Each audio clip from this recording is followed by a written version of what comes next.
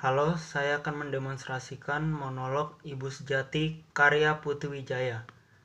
Ibu Sejati, sebagai ibu yang baik, aku datang ke kantor polisi atas kemauan sendiri, melaporkan putraku Ujang yang telah kilaf, sesat, bejat, dan buas. Ia teler lalu membantai satu keluarga ludas. Ia mengunci mereka dalam kamar lalu membakar. 5 orang meninggal, termasuk pacar Ujang sendiri. Alasannya tak ada. Ujang bilang ia tak tahu. Aku tak sadar, Ibu, katanya. Aku berharap yang berwajib akan bijaksana oleh laporanku yang terus terang mengakui kesalahan Ujang, dengan harapan supaya itu bisa meringankan hukumannya. Banyak yang bilang kalau berterus terang mengaku dosa, hukumannya ringan. Siapa lagi yang wajib melaporkan anak yang haus darah kalau bukan bunda kandungnya sendiri?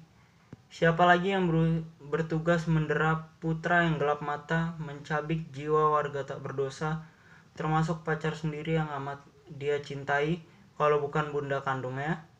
Aku yang telah memberi Ujang darah dan daging, tapi aku telah alpa tidak berhasil menjauhkan dia dari pergaulan sesat. Aku sungguh menyesal.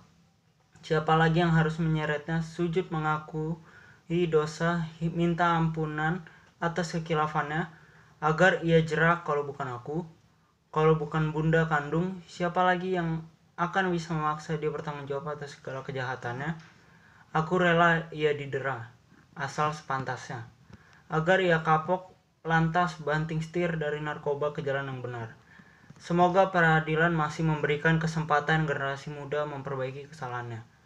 Penjara akan meringkusnya, nyahok bagaimana hidup keradabannya. Dengan dijatuhi hukuman nanti, semoga iblis yang menggerak di otaknya akan mengelak agar Ujang kembali ke jalan yang benar. Ya Allah, tolonglah ibu yang malang ini menumpas setan yang menguasai jiwa Ujang. Tetapi malang, hakim putuskan lain. Ujang dianggap kejam, pembunuh berdarah dingin. Membakar satu keluarga tanpa alasan jelas lebih kejam dari binatang buas. Karenanya wajib musnah, kata beliau lantang disambut pekik sorak histeris masyarakat. Palu diketok. Putraku, Ujang harus ditembak sampai mati. Aku sebagai ibu semaput, dikunyah sesal, dihantui dosa, aku mengutuk diriku. Coba, di mana ada ibu membunuh anak sendiri? Bukan Ujang putraku yang binatang buas, tapi aku sendirilah iblis yang ganas. Tak kuat mendengar umpat tetangga, tak mampu menerima tudingan biadab, dengan sesal berkepanjangan, aku ibu yang kejam, berkunjung ke penjara. Akulah yang harus sujud minta ampun. Akulah yang harus dihukum atas kebodohanku sendiri. Tapi, begitu bertatapan kembali dengan Ujang, aku langsung tumbang. Sementara putraku yang malang itu besar jiwanya. Ia sedih melihatku rebah. Lantas ia bersimpuh, mengurut kakiku, membalutnya dengan minyak kayu putih. Ketika pelupuk mataku terbuka lagi, ia sujud minta maaf atas segala dosanya, sambil berbisik lirih, aku pamit ibu, akan pergi jauh dan tak kembali. Ia sama sekali tidak mengutuk putusan peradilan, sama sekali tidak menghujat ibu kandungnya yang kejam, sama sekali tidak menggugat kebekuan hati presiden yang tidak memberikan grasi, sama sekali tak menggugat kenapa nasibnya malang. Ibu, tak usah menyesal, jangan merasa berdosa, katanya menghiburku. Perbuatan ibu adalah suri teladan yang Ujang akan selalu kenang dan banggakan. Sejarah akan mencatat dengan tinta emas keberanian ibu.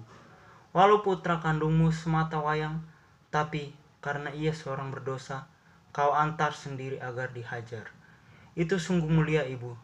Semoga semua ibu yang lain mengikuti jejakmu, agar tak ada lagi kaulah berani mengulangi perbuatanku.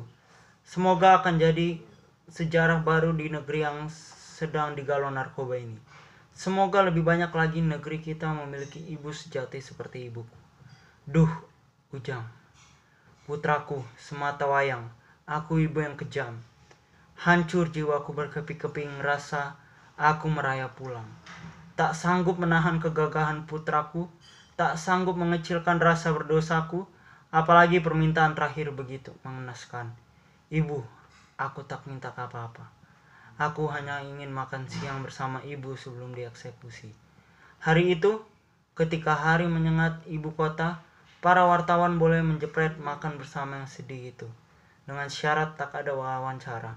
Aku sampai 100 kali mengunyah suapan pertama, tapi tetap tak mampu kutelan. Sementara putraku lahap mengenyam sayur lodeh terakhir buatan tangan ibunya. Ketika pulang ke rumah, aku tak mampu bertahan. Aku tumbang di depan pintu rumah, tapi tak satu pun tetangga sudi menolong. Biar saja perempuan gila itu mati, kata mereka. Binatang pun tak tega bunuh anak sendiri. Iblis itu layaknya dikirim ke neraka. Ia menebarkan virus biadab yang bertentangan dengan kemanusiaan. Hampir subuh. Aku tersentak membuka mata. Ronda kampung mengetuk tiang listrik 4 kali. Astaga, aku terlambat. Itulah saat putraku dipersilahkan sholat untuk terakhir kalinya, untuk kemudian digiring ke lapangan eksekusi. Ya Tuhan, ampun. Aku terpekik melihat jarum Waker terlalu cepat. Tak ada waktu lagi untuk menyeberang ibu kota ke tempat penembakan. Ujang! Sambil membayangkan kain hitam ditutupi ke mata Ujang dan 10 senjata dikokang untuk tebar peluru belah kepalanya. Aku panik. Kalau putra tunggalku mati, apa arti hidup ini? Otakku gelap memukul-mukul. Lalu kurai stagen dan menggantung diri di kamar mandi. Tak perlu taksi. Tidak usah takut terlambat macet. Aku dengan mudah melayang ringan ke angkasa. Jakarta ku seberangi sekejap mata. Di lapangan tembak kusaksikan senjata yang terhunus, menunggu aba-aba untuk membantai. Tapi kenapa yang ditunggu tak kunjung terdengar? Jam sudah menghampiri pukul 5. Aku hampir tidur kembali. Tiba-tiba keluar perintah. Turun senjata! Gerak! Eksekusi dibatalkan. Regu tembak dikirim kembali ke tangsi. Hukuman mati dibatalkan. Putra ibu ternyata tak bersalah. Semua itu fitnah. Biang kerok sejati pembunuhan sudah menyerah. Matahari sekali lagi memanjat. Di timur hari akan terang. Ujang, putra ibu yang baik, bersiul pulang. Ia beli sejadah baru di pinggir jalan oleh-oleh buat mama sayang yang gagah berani menegakkan kebenaran.